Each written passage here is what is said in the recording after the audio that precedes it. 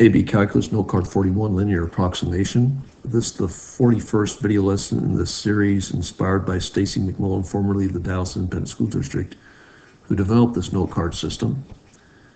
And we can use the linear approximation to find the approximate y value of a point Q on a function f by using the tangent line to the function at P. And so really this graphic to the right demonstrates that P is the actual point of tangency to the graph of the function, whereas Q is going to be based on a linear approximation to the curve. To find the approximate y value of Q on the function f, find the equation of the tangent line at P. And for that, we're going to need, as we have done previously, to find a point and also a slope. And substitute the x value of Q in the tangent line equation to get the approximate y value of Q. If the function is concave up, the approximation is an underestimate. I'm going to make a little sketch here. If we have a graph of a function that here, like I'm drawing, is concave up, a point of tangency P is going to produce a tangent line that outside of the point P is going to be an underestimate, or below. You can see that line is below the curve.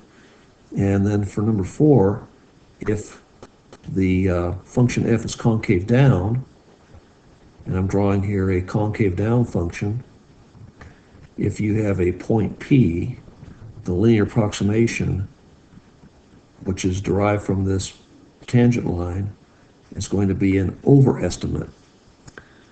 Let's go look at a couple problems. One, given the function f of x equals x to the fourth power minus 3x squared, write an equation of the line tangent to f at x equals -2. And for that, we're first going to find a point. And the point is going to start out with the x value, -2, and that's going to be our x1. And we're also going to need a slope. And a slope, I'm going to call m sub t. And we're going to find out what that is. First of all, let's go ahead and find the respective y value for this tangent line. So we want f of -2. And that's going to be equal to, plugging in -2 for x, we have -2 to the fourth power. And then we have -3 times -2 squared. And -2 to the fourth power is going to be 16. And then -3 times 4 would be -12. So our y value is going to be 4. So our point is going to be 2, 4. Now to find m sub t, we're going to find f prime of x. And to find f prime of x, we're going to take our first derivative of this function here and get 4x cubed. And it'll be -6x. And now we're going to find f prime of -2.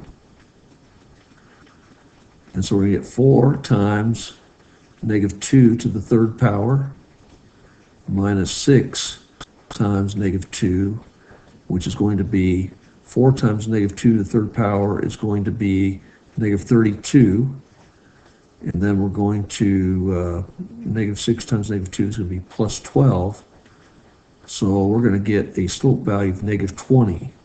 And that's going to be our m sub t. Okay. -20. Next, we're going to use our point slope form. So we're going to have y minus y1, which is going to be y minus 4, is going to be equal to m, which is -20, times x minus -2, which is going to be +2. And so we're going to be wanting to solve for y, so we're going to continue this out. We have y minus 4. On the right side, we have negative 20x minus 40.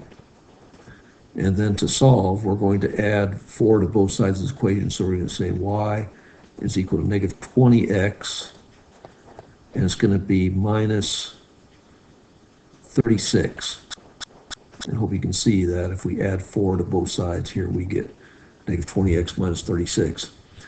So we'll say that an estimate of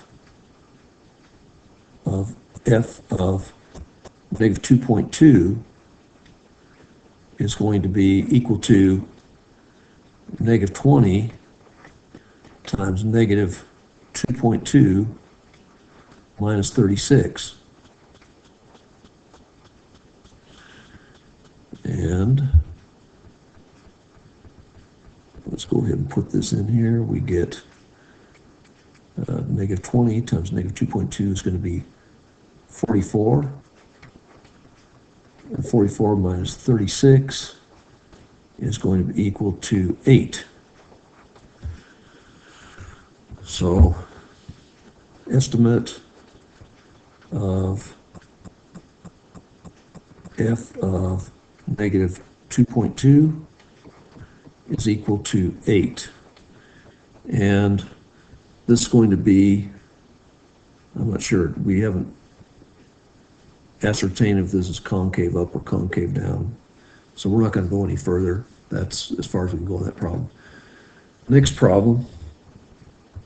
Let f be a function that is differentiable for all real numbers. The table above gives the values of f and its derivative f prime for selected points x in the closed interval from negative 1.5 to 1.5. The second derivative of f has the property that f double prime is greater than 0 for the whole interval.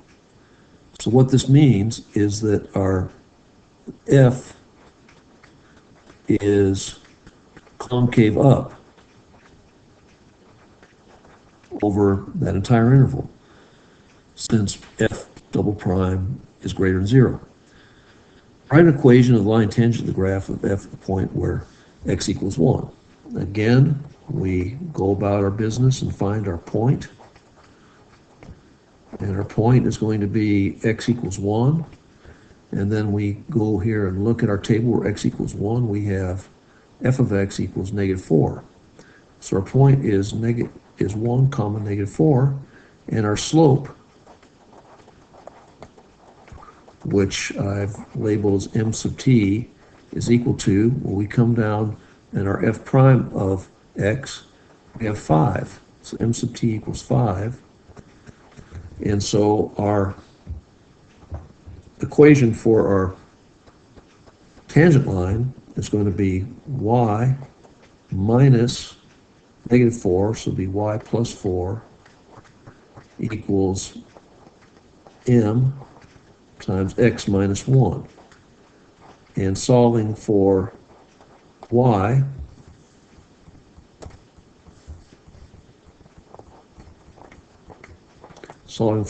we have y plus 4 equals 5x minus 5. And subtracting 4 from both sides of the equation, we have y equals 5x minus 9. And it says, okay, approximation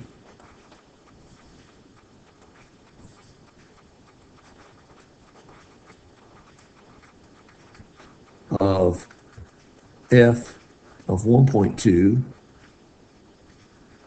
equals 5 times 1.2 minus 9. So that's going to be 6 minus 9 equals negative 3. So that's going to be our answer right there. And says, is this approximation greater than or less than the actual value of f of 1.2? And for that, we're going to go back to our original instruction. If the function f is concave up, which we've demonstrated, since f double prime in this problem is greater than 0, we know that our linear approximation will be an underestimate. So we will justify here, we will say our approximation of f of 1.2 is an underestimate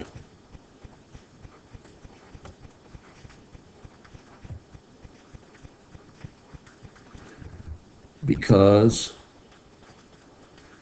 f double prime is greater than 0. And so, therefore,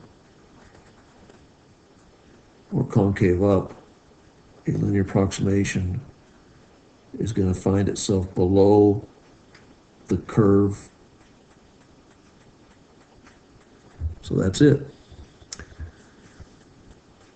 Pretty simple concept, actually. I hope this has been helpful to you. Good luck, and thanks for viewing.